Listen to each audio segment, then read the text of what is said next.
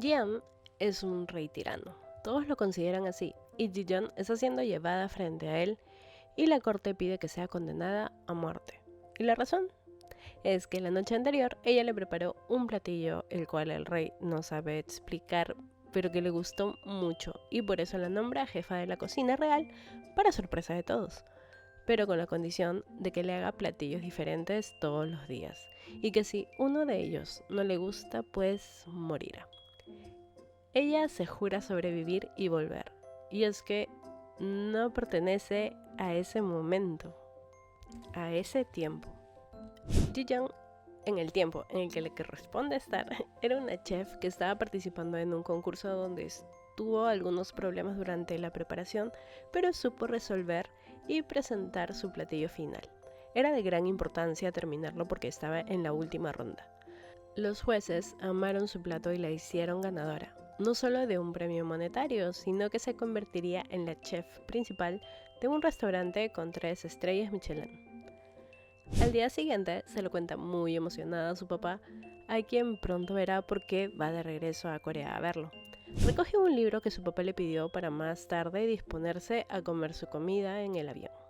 Hasta que les avisan que aprecian un hermoso momento, un eclipse solar total.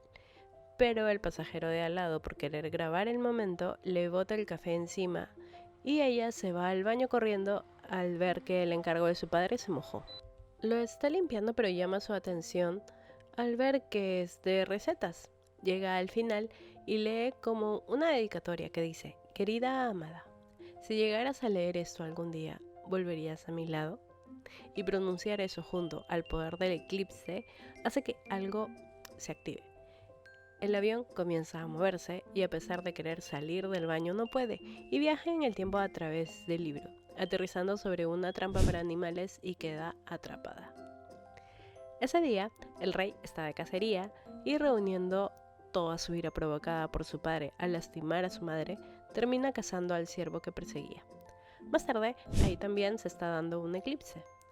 Toda la corte lo espera para dirigir el ritual que se hace en los eclipses y así calmar a los dioses, pero él no se hace presente. Ji-yeon despierta, comienza a gritar pidiendo ayuda y saca su celular pero no tiene señal. En eso pasa una flecha frente a sus narices y otra flecha corta la cuerda haciéndola caer. Se esconde porque siguen cayendo flechas y cuando Ji-yeon se acerca, ella sale, pero verla así vestida con un jean, chompa y un abrigo, a él se le hace muy sospechoso y le apunta con su flecha, por lo que ella sale huyendo y él detrás de ella, hasta que llegan a un acantilado. Ella saca un paralizador eléctrico y eso a Ji-yeon lo sorprende y recuerda que le dijeron que si no iba al ritual, los dioses se enojarían y una mujer fantasma aparecería. Él vuelve a apuntarla y ella comienza a hablarle de tú, intentando explicar quién es ella. Ese trato de tú a él lo enoja. Obvio, es el rey. Y con una flecha hace que su bolso salga volando y cayendo por el acantilado. Eso la enoja y hace muestra de su talento en el taekwondo. Él se dispone a sacar su flecha, pero ya no hay, así que baja y le enfrenta con su espada. Ella intenta defenderse con su paralizante, pero es en vano, y cuando va a darle con la espada, alguien de lejos dispara una flecha y le da en el pecho a Ji-yeon. Él cae sobre ella y juntos van a dar el río. Ji-yeon despierta en la orilla y cuando se da cuenta que le han dado con una flecha de verdad, intenta ayudarlo parando la sangre y poniéndole una cremita. Intenta buscarle su celular, pero él despierta y le acerca la daga culpándola por lo sucedido. Pero ella le grita que le detuvo la sangre y que le ha salvado la vida. Pero él sigue a la defensiva, por lo que va a darle, pero ella lo patea y se hace con la daga. Y se está yendo, pero él le grita que se quede quieta y que se lo ordena el rey de Joseon. Obviamente, ella no se va a quedar tranquila y después de forcejear un buen rato y decirle que solo es una chef, una cocinera, ella lo termina noqueando sin querer con un cabezazo. Lo ata y lo despierta para caminar con él como si fuera su prisionero. Por otro lado, informan a Mok-yu, la concubina del rey, de su desaparición, y ella se pregunta si acaso será por algo que pasó hace unos 7 años, cuando el príncipe Yasan la fue a ver cuando estaba prisionera para pedirle que sea su aliada. Ella se negó, pero él le dijo que si le decía a alguien lo que le ha pedido, nadie le haría caso porque se supone que él lleva muerto 10 años. Pero al final parece que terminó aceptando y le informa de esta desaparición a Yesan. Y ahí debaten sobre que todavía deben esperar para actuar y corregir el mundo. Mientras que Ji-young y Jeon han caminado sin descanso. Ella sigue sin creerle eso de que él es el rey. Así que decide mostrarle sus prendas. Ella revisa y se burla diciendo que eso lo alquilan a los turistas. Discuten y ella sigue jalándolo hasta que Jeon le dice que cuando lleguen al palacio le hará un favor real.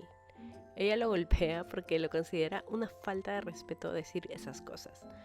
Y él sigue indignado porque así no se trata a un rey.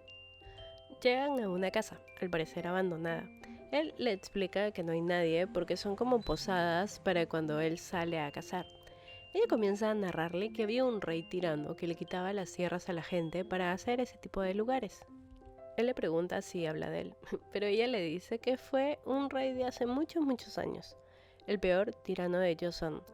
Y él le explica que él no es así, que a toda la gente la han reubicado y que si mata a personas consideradas traidoras es para mantener el orden en el reino. Ella, ya cansada, lo ata a un palo y decide vestirse con ropa que estaba ahí tendida. Escucha un ruido y ella vuelve a entrar a una de las casas y de ahí sale Gilgum, llamando a la ladrona por tomar su ropa. Y cuando le explica dónde están, Ji-young comienza a dudar si de verdad está en la antigua Joseon, justo como se lo dijo Ji-young. Y cuando le dicen el año, se dice que debe estar soñando. Escucha el sonido del estómago de Gilgum y le pide que la acompañe al acantilado a recuperar su bolso y que cocinara para ella. Salen y encuentran a Jeon dormido.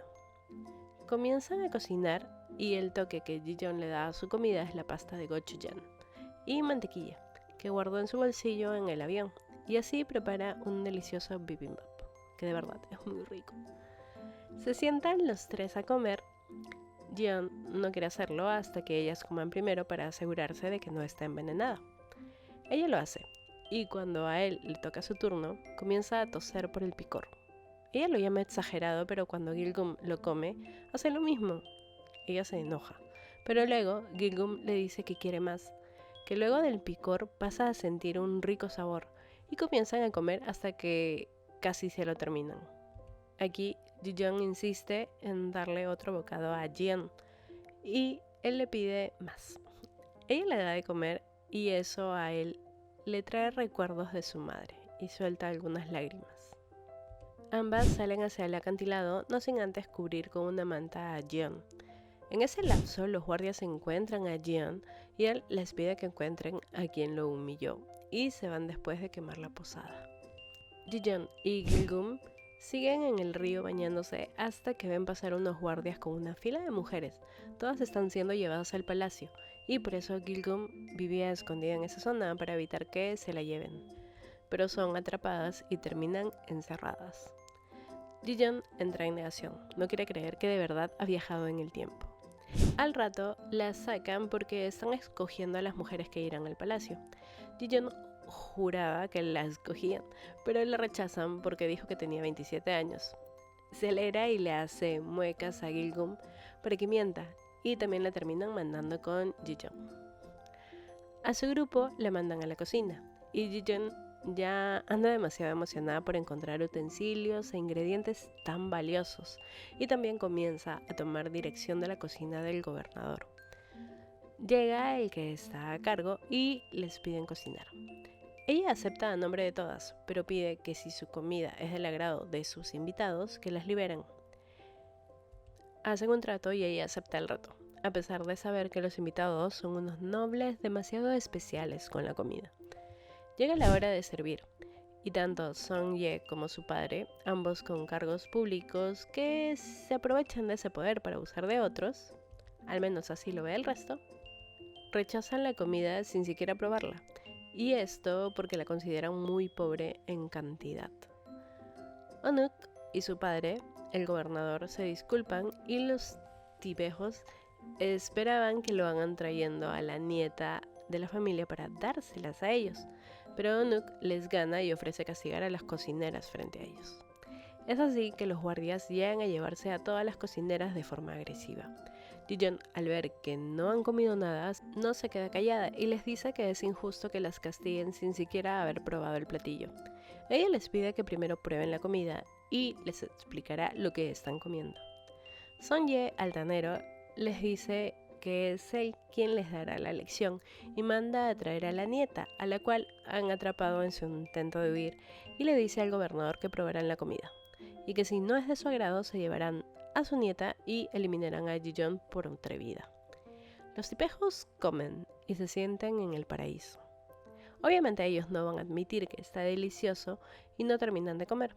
El gobernador lo hace y sabe que si dicen que está horrible o que no es nada del otro mundo, es mentira, y los confronta. Saca su espada y va a darles, pero su hijo lo detiene y ordena que eliminen a Ji-yeon, a quien se la llevan a decapitar, pero en ese momento, desde afuera, gritan que se detengan. Todos hacen una reverencia y cuando él le habla, ella reconoce su voz y no puede creer que de verdad sea el rey. La llevan a solas con Ji-yeon, los abusivos, y con el gobernador. Ji-yeon le ordena que pruebe primero el platillo. Ella lo hace y recuerda que él era el rey con un gran gusto gastronómico, según la historia.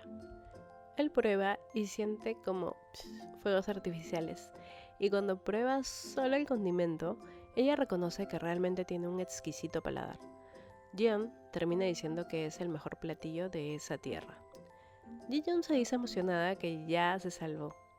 Él la elogia y le pregunta por qué eligió ser cocinera cuando por tradición es una ocupación masculina, a lo que ella responde que su papá le enseñó y supo que era su vocación, y que le alegra que alguien con un paladar tan exquisito como el de él haya disfrutado su comida. Él comienza a preguntarle su nombre, edad y si tiene esposo, porque si tiene 27, supone que tiene uno, pero cuando escucha que no, siente como lástima por ella. Y cuando ella agrega que viene de 500 años en el futuro, él le dice que lamenta que no esté bien de la cabeza y que su talento la ha salvado. Ji-yeon ordena que la encierren porque se la llevarán al palacio al día siguiente, y cuando le preguntan por la nieta del gobernador, él agrega que también se la llevará. Ji-yeon escucha esto y recuerda que es debido a la nieta del gobernador que se produjo la ejecución de funcionarios involucrados en la muerte de la mamá de Ji-yeon.